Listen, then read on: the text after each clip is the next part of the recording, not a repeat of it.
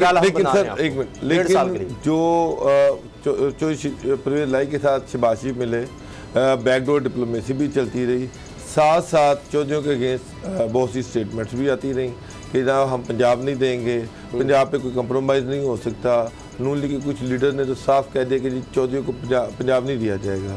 फिर ये कहा गया कि हम 3 माह से 6 महीने के लिए पंजाब दे सकते हैं, वज़ीर आला बना सकते हैं, इससे ऊपर नहीं।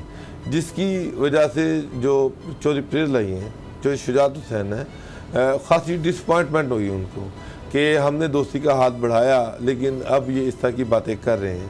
तो समझ साहब उससे बेहतर कि ये शरीफ ख़ानदान जो है, कहीं एक तो ये भी चौधरी शुजात हुसैन ने भी ये चीज़ उनकी भी कोट की जा रही है, उन्होंने भी कहा कि शरीफ ख़ानदान की ग़ुलामी करने से तो बेहतर है कि हम जहाँ पर बैठे हुए हैं वहीं पर बैठे रहें, यहाँ पर कम कम इज्जत से तो बैठे हुए हैं। तो जो एक लग रहा था, लेकिन वो एक अपॉर्चुनिटी नून लीग ने ज़ाया कर दी।